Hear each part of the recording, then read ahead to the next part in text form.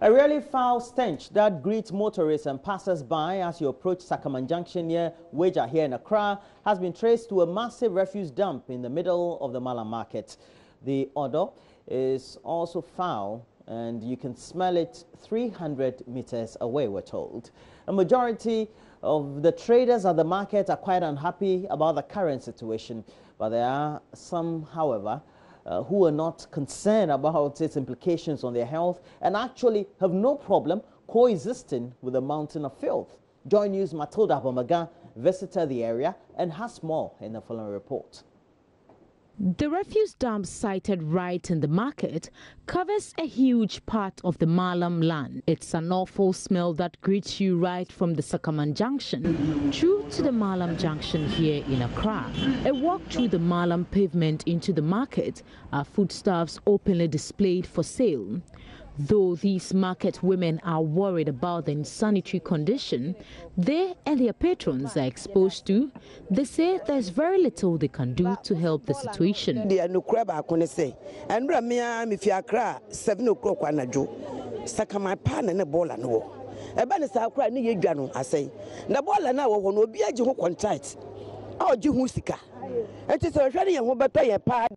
Someone is in charge of the refuse dump. It's a contract. They charge people for dumping refuse here, and we suffer the consequences. We have suffered a lot because of this refuse dump sited here. We want government to address the situation for us. I had the whole Sakaman. A binukra to me, Gina me. But many option The situation here isn't new, and we are not the only ones affected by it. The entire market is engulfed in filth. We have reported the issue several times to the AMA, but the situation remains the same.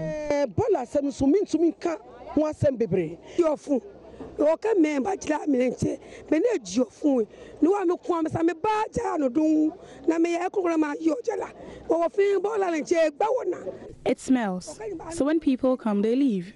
We are losing our customers because of the stench. We hope government will do something about what we are going through. Despite the insanitary conditions and health implications, the market enjoys quite some patronage. It is unbearable, and I don't have a choice.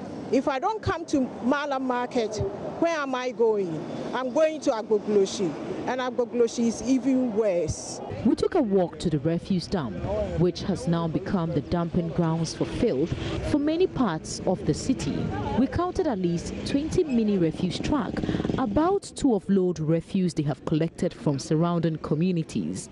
They are charged 2 cedis by people who manage the landfill sites. Nathaniel is one of the managers of this place.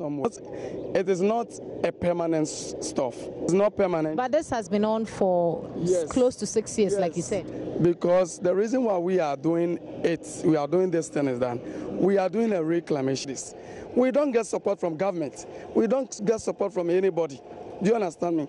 From the district assembly, we are not getting support. So when they dump here, somebody will take something from them. We organize that money we use to buy gravels. One of the market executives reiterates why the dump is needed. I don't think it's affecting us. Even if it's affecting us too, we are reclaiming the last my boss said. So we want the market to build for us.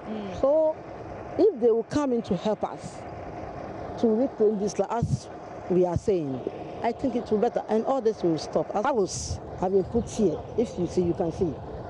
One truck is 5 million.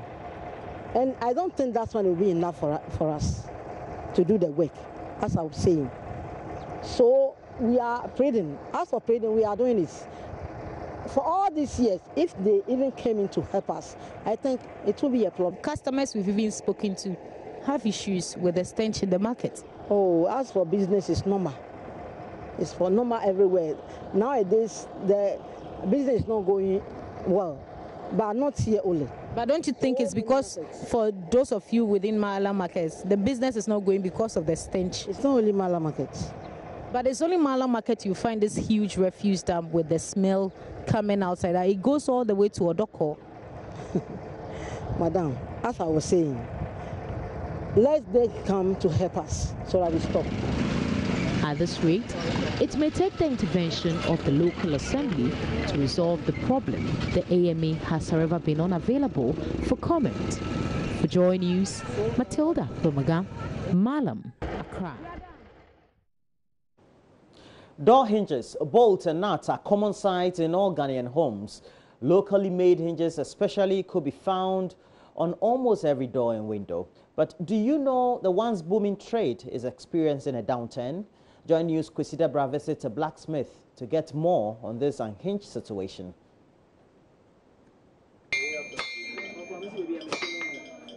Alex Kofi dropped out of school in his teen age to learn a trade as a blacksmith at Swami Magazine.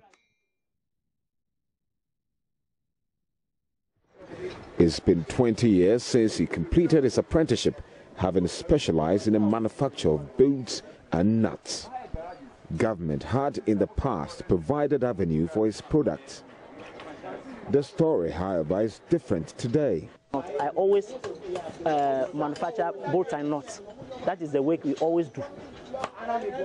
So that time, the government will always help us to get a lot of jobs to do in the shop.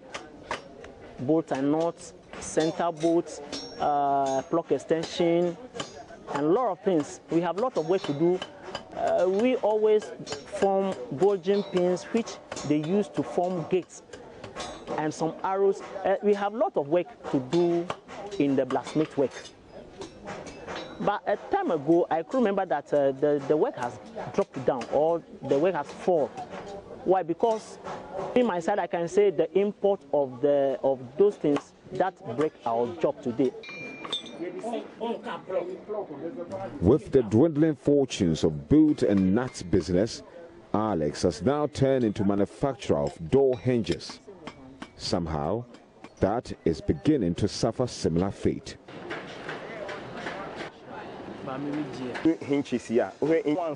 Kwesi Appiah is a building contractor who used to work with locally made bolts and nuts and hinges. He stopped using them 3 years ago because his clients rather prefer imported materials for finishing. Besides, the local ones must be reworked. Yeah, and the local ones, problem you want to say at times, and can be a problem. The local ones aren't well done. Clients always complain. All the time, they prefer the imported ones because they are smooth and have no rough edges. And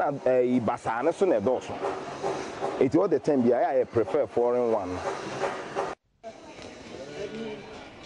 Ajua Comfort says she was once contracted by foreign partners to stock foreign hinges, which she had initially rejected. She had to rescind her decision because of the demand for smoother and more shiny hinges. Imported hinge of this size goes for 5 cedis, and the local one for 4 cedis. Ajua says users are never bothered by the price difference.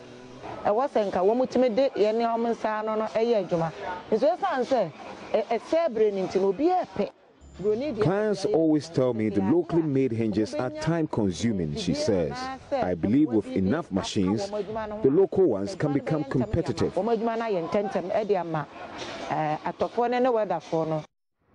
As government prepares to roll out initiatives for small and medium-scale industries, finishing will be key. Will the local industry be able to compete effectively with the foreign ones? Your guess is as good as mine. Reporting for JoyNews, Kwesi Debra. I love this. Well-dressed gentleman in the blacksmith shop. Well, let's look at this. The lack of a Chinese interpreter to assist an Accra High Court forced the adjournment of the case of Galamsey Kimping Aisha Huang. And this was after both the prosecutor and the defense joined to protest the selection of a Chinese graduate of the Ghana School of Law as an interpreter. And Huang, popularly known as Aisha, and 4 other Chinese nationals are accused of engaging in illegal mining. JoyNews' Joseph Akable has more. So it was business as usual at the law court complex on Wednesday, but our focus was on one of the courtrooms high above the criminal court 4 to be specific, where the case involving An Huang and some 4 other Chinese nationals is being heard. Now the Chinese interpreter who was expected to assist the court was brought in today on Wednesday, but a concern that was raised by lawyer for the 5 accused persons was they needed information as to the background of this individual. Director of Public Prosecution Yvonne Obuobisa, who took over prosecution today for the state, informed the court that a gentleman had recently graduated the Ghana School of Law and waiting to be called to the bar sometime in October. As she stated that they would have preferred a Ghanaian national who understands Chinese to assist the court rather than a Chinese who is again competent in our law to be assisting the court in that regard. This was backed by lawyer for the 5 accused persons, Bernard Oredu, who said they were of the view that instead of the gentleman perhaps interpreting to the court with his understanding in the legal education, he could maybe, tamper that interpretation a bit, for which reason they would prefer that a Ghanaian national with competence in Chinese would be brought in to assist the court. Justice Baden said he had no reason to doubt the competency of the gentleman, but he thinks in the interest of justice it was appropriate that an interpreter who both sides would be comfortable with will be brought in to assist the court. Justice Baden adjourned hearing to July 21 with assurance that the judicial service through the chief interpreter will be assisting the court with a Ghanaian competent in Chinese to help lawyers on both sides as well as the accused persons. Reporting for JoyNews, Joseph Akable, Law Court Complex. Meanwhile, German Chancellor Angela Merkel may have to deal with some political implications for what many are describing as the Merkel Africa plan. The Chancellor has been pushing for renewed special attention to countries in Africa during the G20 summit in the hope that it will eventually curb the Afro-Euro migration. Ghana is one of 7 African countries to pledge reforms to benefit from new investment compact. Analyzing this development on the pulse with Gifty Andoapia, DW's political correspondent Thomas Sparrow said despite the benefits, there are concerns over sustainability of the program. As you know, that has been a very hot topic in Germany over the last few years, and Angela Merkel's policy on migration has 3 key areas. You have external borders, you have the integration of asylum seekers, and the third element is fighting the root causes of migration, and it's precisely this third element that Angela Merkel wants to work with the African countries. The idea is to prevent a flow of migrants, or the arrival of many more migrants from the African continent, and the way that Angela Merkel believes this can be done is, for example, by working with some of those African countries and trying to improve the situations there so that the people don't feel the need to move from Africa, for example, to Europe. So, yes, that's the plan that Angela Merkel has been focusing on, but not everyone here in Germany and in Europe is happy with that. Not everyone agrees. There could be a lot of political implications. Let's not forget that when we had the migration crisis a few years ago, that affected her popularity. One other issue that at least was mentioned in Hamburg, and I was there in Hamburg, and that's the fact that Germany leaves the G20 presidency. The G20 presidency will be held by Argentina next year, and there are obviously doubts as to whether Argentina will continue with this plan for Africa. Argentina has different priorities than Germany has, and that's also understandable, being in a different part of the world. So there are obviously doubts as to whether Argentina would still continue with this plan with African countries. That's at least the hope that Germany has. Germany would like this to be a plan that does not only depend on the German presidency of the G20, but it is still unclear to what extent, for example, Argentina or even the countries after that will try and pursue this plan. And this has been touted as a game changer in modern reforms of governance across the world. The seamless features of social media have eventually earned it a place in everyday lives of people. But it is its crucial role in deepening governance and economic development that has received noteworthy mentions. Government is being urged to efficiently and effectively utilize social media, even as latest figures reveal that Ghana toppled Switzerland in mobile phone penetration per the population. President of Switzerland, Her Excellency Doris Luther, has been highlighting the crucial role of social media and how it can play instrumental roles to propel Ghana's development drive. She was speaking at a forum organized by Imani Ghana under the theme Governance in the Social Media Era. It's interesting in this context that Ghana has now overtaken us Swiss, in terms of mobile phone penetration. The latest figures show a rate of 139% in Ghana versus 135% in Switzerland. Taking into account that just 10 years ago, the rate in Switzerland was more than 4 times higher than your penetration in Ghana, this is particularly impressive. And this shows that your population, your government, probably also your economic tissue, made the change and considers the mobile phone, considers the internet as a big opportunity, a game changer for Ghana. We are all familiar with the debate surrounding fake news. The director already mentioned it. We know of reports about bots that are supposed to have been used to influence democratic elections. We also know about the risk of filter bubbles when people only connect with people who share similar views. We trust that civil society and economic actors are resilient and capable of learning. They can think themselves. They are very well educated. They have access to information. To give you an example, if citizens have access to a wide range of information and learn to take a critical approach, then we don't have to see fake news as a threat to democratic decision-making. What is important, however, is that the necessary instruments and measures are in place to have a correcting effect. There are newspapers and blogs that reveal fake news stories through the quality of their sources and research.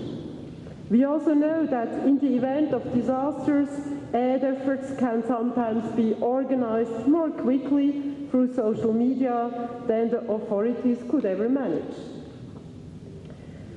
My second point, efforts against cybercriminality. This is for Switzerland and I think for many governments a very critical element. We know that the illegal use of digital technologies is a challenge of the 21st century. Cyberspace is increasingly being misused for criminal, power political, and intelligence gathering purposes. And logically, civil society groups are warning any government that downplays the impact of social media in the scheme of things risks collapse. They are also calling on government to fashion out a deliberate social media strategy with a correspondent staff in order to keep a pulse on happenings in the country. Kofi Bentel is Vice President at Imani Ghana. Well, we'll have to bring you the latest update on this and subsequent programming on the channel.